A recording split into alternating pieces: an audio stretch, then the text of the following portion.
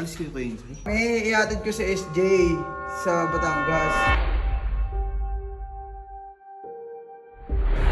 Anong gagawin niyo doon? Uuwi na! Kasi yun nga naging usapan na namin. Na ihatid ko siya kapag yung nanay niya nandun at tsaka may kasama niya sa bahay. Si SJ, yun nga, for goods na nga siya. Kasi nga, nandun naman yung nanay niya. Eh di wala nang, yun na, pwede na siyang mag-stay dun. Anong gano'n? Anong ganyan? Wala naman kayo. Kala ko tutulungan mo ako eh. Pumuntik na to. Ang dahan-dahan, wala na. Tapos na. Kita mo, pauwi na. Alis ka na? Ako ka pumunta.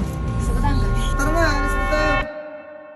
Guys, kung naririnig niyo ang hina ng boses ko ngayon. Kasi may naisip ako, kung nakita mo, aalis kasi kami. Pero wala akong forma ngayon kasi si SJ ihatid ko talaga sa Batangas. Kasi mag-aayos na ng teeth niya ata sa clinic. Pupunta siya ng clinic sa Batangas. Pero one day lang yon. Pero ngayon, isasabihan ko si Renard na for goods na si SJ kasi kung hindi natin siya ipe-pressure, anong gagawin natin kung hindi siya amin? Kailangan i-pressure natin siya para umamin siya kay SJ. Ayoko kasi ako yung magsasabi, ang chodi naman nun, ang baduy naman nun na siya yung may gusto, tas ako yung magsasabi, di ba? So ngayon, ipaprank natin si Renard. Okay? Actually si SJ nasa taas, nag-ayos ng gamit. So, tatawagin natin si SJ kasi ready na ata yun eh. Yun, tingnan natin kung anong magiging reaction ni Renard. Oy, SJ, wala pa ba? Hindi ka pa ba tapos? Binsan mo! Wow, formado ba? Formado? Formado ang ante mo. Ayan, so guys, naka-vlog ako ngayon at aalis kami. Okay, aalis kami ni SJ. Uuwi kami Batangas. So, tara SJ, punta na sa i-ready mo na, lagay mo na sa sasakyan yung gamit mo. Sige, susunod na lang ako dun SJ. Tara dito, babe. Ano mga tingin mo yan? Ano, tara, babe? Alis kayo kayo, Insay? Oo, alis kami. Pupunta kami ng Batangas eh. Uuwi na rin ka. Dito ko sa SJ, nakabaga forma. Oo nga, uuwi nga kami. Ihatid ko si SJ sa Batangas. Anong gagawin niyo doon? Uuwi na. Kasi yun nga naging usapan na namin. Yun naman yung usapan namin ni SJ na ihatid ko siya kapag yung nanay niya nandun at tsaka may kasama niya sa bahay. So, ayun. Bakit ba parang interesado yung sirado ka? Hindi, kailan kayo babalik? Ako, babalik ako bukas din. Babalik din ako bukas. SSJ.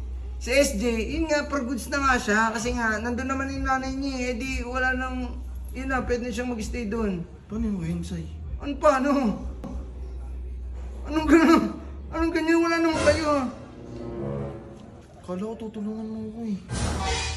Pumuntik na to. Tinutulungan kita. Anong bang ginagawa ko? Tinutulungan kita, tas ayaw mo naman sabihin. Kumuha pa ako ng buwelo eh. Anong buwelo? Ang tagal-tagal na. Anong gusto mo? Gusto mo nga, sinabi mo. Ako yung magsabi. Dahan-dahan lang kasi, Kuya Insay. Ang dahan-dahan, wala na. Tapos na. Kita mo, pauwi na. Nandun na yung nanay niya, hindi ko rin alam na uuwi na eh. Tapos ngayon, magmamadali ka. Ay, si Bibo, alam niya yan, uuwi na. Oh, tapos gaganyan-ganyan ka. Totoo nga, Kuya Insay. Hindi totoo. O, tara na. Gusto mo, sumama ka na lang eh. Sumama ka paghatid kay SJ eh. Sige, sama ako. O, sumama ka. Eh, di tanong mo. Ayan o, tanong mo kay SJ. Ayun, nag-ayos na yung gamit. SJ! O, gano'n mo.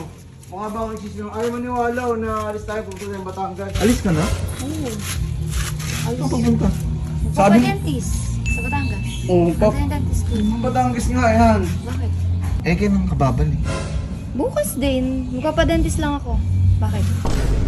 O sabi sa'yo, bukas din naalis yan. Eh, ikaw kasi, sabi ko eh. Eh, ito kasi nag-aalala, akala niya hindi ka na babalik. Eh, syempre, Hindi, close kasi to rin. iniisip ko yung tindahan dito. Wala kasi akong kasama. Ah, Kala ko magbabantay ako mag-isa eh. sabi sa'yo eh, tangin na nito eh, nag-problema. Tara na, alis na tayo. Babe, patay mo na yan. Babiyahin na rin kami, hatid ko lang si SJ.